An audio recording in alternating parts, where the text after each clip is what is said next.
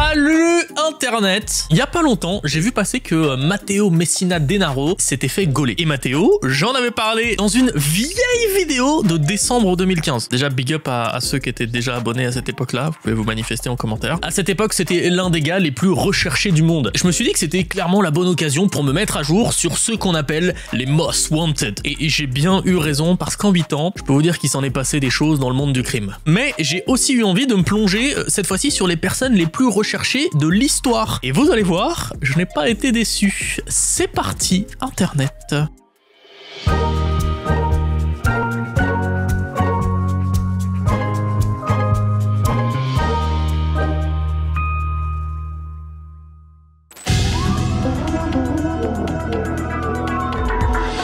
William Bradford Bishop est la preuve que l'habit ne fait pas le moine. Bishop, le moine, elle est subtile celle-là. Laissez-moi vous présenter notre protagoniste du jour. En apparence, Bradford, c'est un chic type. Il est diplômé de plusieurs universités, dont Yale, et parle accessoirement 5 langues. Il a servi dans l'armée en tant qu'agent de contre-espionnage, puis a intégré le service extérieur des États-Unis, une belle carrière diplomatique qui l'amène à pas mal voyager, à savoir camper comme un pro, à piloter des avions. Côté perso, bah ça allait plutôt bien. Il avait une femme qui connaissait du lycée, 3 fils. Voilà, en apparence, Bradford, il avait une vie plutôt cool. Enfin ça, c'était avant que la roue tourne, le 1er mars 1976. La promotion qu'il voulait lui passe sous le nez. Comme il a un petit peu le seum, il préfère prendre son après-midi et rentrer chez lui, histoire de digérer tout ça. Enfin ça, c'est ce qu'il a dit à sa secrétaire. En réalité, il aurait acheté un bidon d'essence, une pelle, un marteau, et il est rentré chez lui dans le Maryland. Je vous épargne les détails, il liquide toute sa famille. Le lendemain, il enterre les corps à plus de 400 km de là, avant d'aller s'acheter des baskets à Jacksonville. Non, c'est important de préciser parce que c'est la dernière trace qu'on a de Bradford. Faut dire qu'il avait tout pour réussir sa disparition et sa cavale. Une formation à la James Bond et surtout une semaine d'avance sur les flics, ce qui lui aurait même permis d'utiliser son passeport diplomatique. Ça fait 47 ans que ça dure, quasi un demi-siècle. Il y a bien eu des témoignages qui disent l'avoir vu par-ci par-là, aux États-Unis, en Europe. Mais dans le lot, il y en a eu que 2 ou 3 vraiment intéressants, notamment celui d'une femme qui a bien connu la famille Bishop et qui aurait croisé Bradford dans une gare à Bâle en 94. En 2014, le FBI inscrit Bishop sur sa liste des 10 hommes les plus recherchés. À ce moment-là, on est 38 ans après le drame, et bah ça donne rien du tout. Mais nouveau rebondissement, en 2021, c'est assez récent, alors que Bishop n'est même plus dans le top 10. Cette femme, Cathy, qui a été adoptée, cherchait à connaître son histoire, et bien son ADN a matché avec celui de Bradford. C'est son père! Non mais cette découverte a complètement changé l'axe de l'enquête, parce qu'elle est née avant les autres enfants de Brad. Pour info, aujourd'hui, il serait âgé de 87 ans et pourrait ressembler à ça. La récompense pour toute information pouvant mener à son arrestation est de $100 000.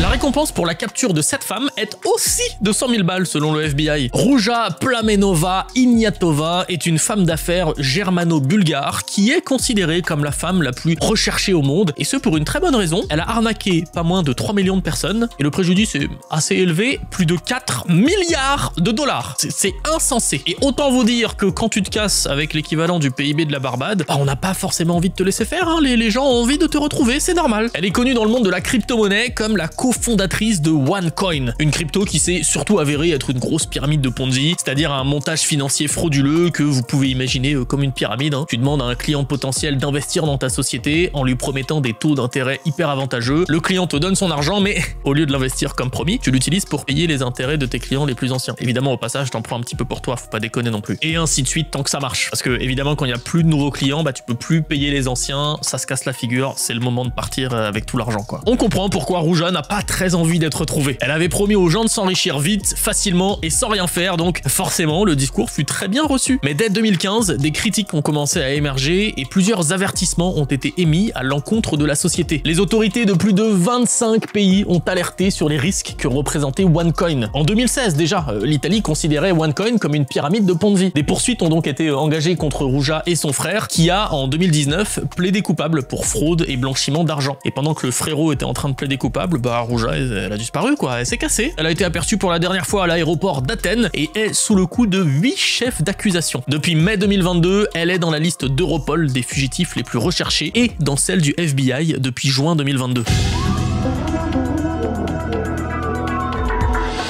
Vous vous rappelez de Félicien Kabuga? Je vous en avais déjà parlé dans la première vidéo sur les hommes les plus recherchés. Eh bien, il a été arrêté en 2020. Et faut bien comprendre que son arrestation, c'est une réussite dans un océan d'échecs. Parce que je peux vous dire qu'attraper et faire comparaître les responsables du génocide au Rwanda, c'est aussi compliqué que de trouver une PS5. Surtout d'ailleurs si ces criminels sont protégés par leur état d'accueil. C'était le cas de Proté Mirania, l'ancien commandant de la garde présidentielle en fonction lors du massacre de masse. Et comme à l'époque, je vous renvoie vers de super vidéos sur ce thème qui rentrent vraiment en profondeur dans la compréhension de ce génocide. Une fois que vous avez le fond, on se replace dans le contexte. Le massacre a démarré et Proté Mirania a lui participé à l'assassinat de ministres. Le chaos ne s'est arrêté que quand le FPR, le Front Patriotique Rwandais, grosso modo des opposants exilés, a repris le pouvoir avec en chef de file Paul Kagame. Ce dernier s'est appliqué avec l'ONU à poursuivre les génocidaires. Et là, c'est le moment où Proté se fait la malle. D'abord au Cameroun, puis dans l'actuelle République démocratique du Congo, où il continue de se mobiliser pour lutter contre le FPR. Il finit par se réfugier au Zimbabwe, où l'ancien président, Robert Mugabe, a assuré sa planque. Durant ses 12 ans de cavale, il se faisait appeler Alain Irois. Et si je parle de 12 ans, c'est qu'elle a bien pris fin, mais il s'est pas fait choper. Non, il est mort au Zimbabwe en 2006, d'une crise cardiaque provoquée par la tuberculose. Et il a été enterré sans souci, sous une fausse identité, avec cérémonie, pendant laquelle d'ailleurs sa femme est venue exprès du Royaume-Uni. Et évidemment, l'ONU et les autorités qui le recherchaient n'en ont absolument rien su. Je trouve ça quand même un petit peu bizarre, parce qu'en général, pour trouver quelqu'un, on surveille les proches. C'est le premier truc qu'on t'apprend quand tu regardes un film policier. Mais dans ce cas précis, le Zimbabwe a fait écran et a protégé le fugitif et sa dépouille. Ils ont su qu'il était 6 pieds sous terre grâce à des tests ADN en mai 2022. 16 ans de recherche pour rien.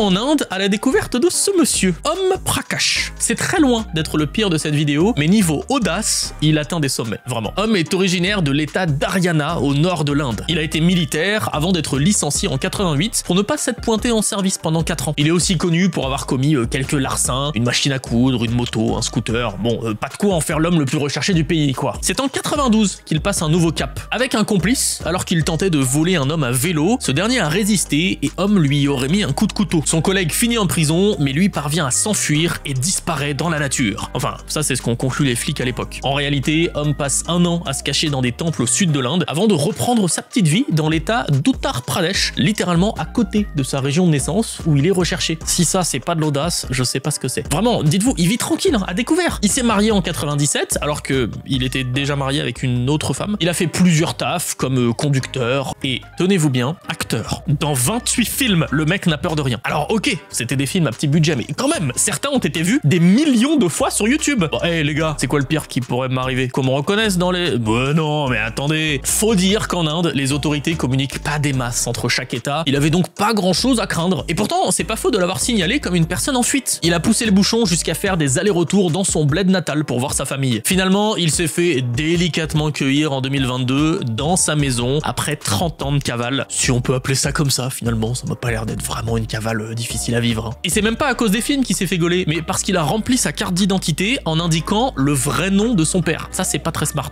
Game over pour Om Prakash. Et petit aparté, regardez-moi cette photo de l'arrestation. On dirait qu'ils ont capturé un animal, c'est hyper cringe.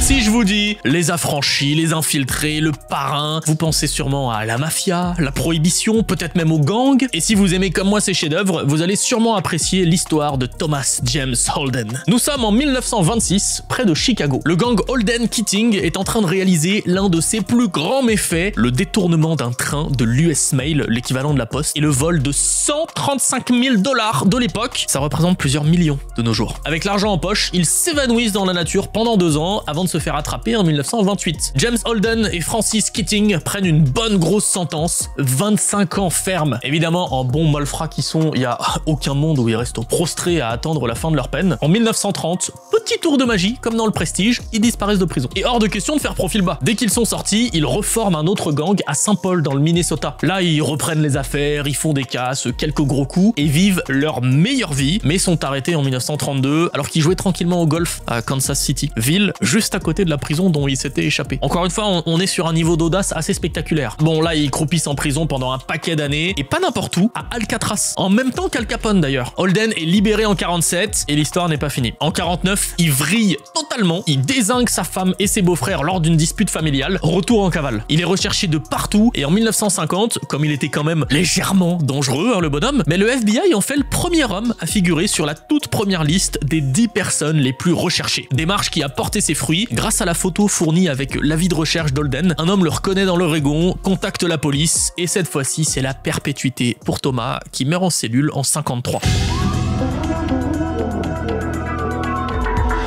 Le soir du 23 novembre 1962, un groupe armé débarque dans une station-service avec des collants sur la tête et dit, dans les grandes lignes, « Fuffy est un hold-up! File-nous la thune! On est ultra dangereux! On a des collants sur la tête! Fais pas le ouf, hein !» Et puis, il tire sur Walter, l'employé. L'homme est laissé pour mort alors que les malfrats sont partis s'enfiler des cheeseburgers. Ils se font choper 2 jours après et sont tous inculpés pour meurtre en 1963. Parmi eux, il y avait George Wright. Et c'est lui qui nous intéresse dans cette histoire. En 70, George s'échappe avec d'autres détenus de la prison d'état de Leesburg. Il pique la caisse du gardien et file à Détroit rejoindre des groupes affiliés aux Black Panthers. 2 ans plus tard, George refait des siennes et il y va pas de main morte. Il détourne avec des complices le vol 841 de Delta Airlines déguisé en prêtre. Il monte à bord sous l'identité du révérend Larry Darnell Burgess. Et dans sa Bible, il planque une arme de poing. Les contrôles de sécurité à l'époque, c'était pas encore... Le pirate de l'air menace le commandant de bord et exige que l'avion soit posé et que les agents du FBI sur place viennent le rejoindre en petit slip bien moulant pour lui livrer une rançon de 1 million de dollars. Le petit groupe fait évacuer les 86 passagers, mais garde sous le coude l'équipage et détourne l'avion jusqu'en Algérie. Arrivés à Alger, ils sont placés en garde à vue et les autorités renvoient la thune outre-Atlantique. Mais ça ne va pas plus loin pour nos Jack Sparrow aériens. L'Algérie les accueille même plutôt bien. Je sais, dit comme ça peut paraître étrange. Pour résumer vraiment vite fait, l'Algérie soutenait la lutte afro-américaine. En 76, ses complices sont arrêtés en France et tous condamnés, mais pour Wright,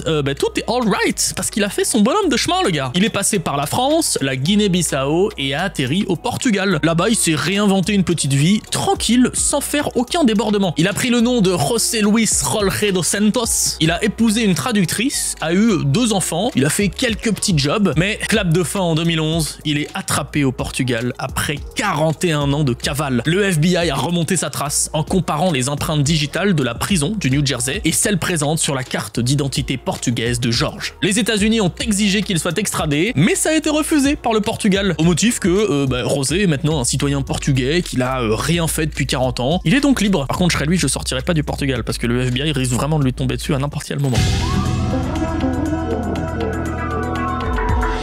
El Chapo a été arrêté en janvier 2021 à Amsterdam. Et là, je vous vois venir, hein. Mais attends, Doc Seven, du coup, tu nous as mytho dans ta vidéo sur les cafettes et les tunnels secrets. Alors, déjà, arrêtez de parler avec cette voix, c'est insupportable. Mais Doc Seven, c'est ta propre voix, fais pas ça. Je vous ai dit d'arrêter. De toute façon, je vous parle pas de Joachim Guzman, mais bien du El Chapo d'Asie. C'est Chilop, un narcotrafiquant sino-canadien recherché par Interpol depuis 2019. Mais alors, le bon de Tsetse, qu'est-ce qu'il a fait de notable pour être comparé à l'un des barons les plus célèbres au monde? Eh bien, pas mal de choses en fait. Trafic de drogue à travers le monde, copinage avec les Yakuza, des gangs d'Australie, des mafias libanaises, italiennes, et même avec des gangs de motards australiens et néerlandais. Mais il est surtout connu pour avoir dirigé Samgor, un syndicat du crime international. Et on parle pas du petit syndicat chargé de griller les saucisses les jours de manif, hein. On parle d'un syndicat qui regroupe les plus grosses triades et organisations criminelles parmi les plus influentes d'Asie. Ouais, parce que, Tsetse, c'est pas un débutant, hein. Et valait mieux pas lui faire prendre la mouche à Tsetse, hein. Les premières informations que l'on trouve sur sa jeunesse sont liées à sa vie de mafieux. Il a été membre du Big Circle Gang avant d'immigrer à Toronto, au Canada, et d'y développer une succursale de l'organisation. Et après 9 ans passés derrière les barreaux, il est libéré sous surveillance en 2006, mais Tsetse Chilop repasse sous le radar et revient à ses bonnes vieilles habitudes. Du coup, la police le cherche encore. Parce que développer une organisation qui aurait contrôlé entre 40 et 70% du marché de méthamphétamine en Asie-Pacifique et qui participait au trafic d'héroïne, de kétamine, de drogues synthétiques, ça irrite un petit peu les autorités. Bon, mais maintenant que je vous ai dit tout ça, si Tsetse Chilop est aussi important que Guzman et Escobar, pourquoi n'est-il pas aussi connu? Parce que Tsetse n'est pas comme tout le monde. Il aime profiter de tous les avantages de son business, la célébrité en moins. Mais tu sais, la discrétion, ça marche 5 minutes. Surtout quand tes gardes du corps sont des kickboxers thaïlandais ou que tu claques 66 millions de dollars au casino en une nuit et que tu réunis la moitié des mafias asiatiques ensemble. À un moment, c'est difficile d'être discret. Et c'est comme ça que Chilop a été arrêté à l'aéroport de Chipi Schiphol aux Pays-Bas. Ça s'invente pas. Non, en vrai, ça se prononce Schiphol, mais c'est pas de ma faute. Son nom est une mine à jeu de mots incroyable. Quoi qu'il en soit, il se trouve en ce moment en Australie où il attend son procès. Voilà, j'espère que ce petit tour d'horizon du crime vous a autant intrigué que moi, et qui sait, peut-être que dans 8 ans, je vous ferai une nouvelle update. À très vite, salut Internet.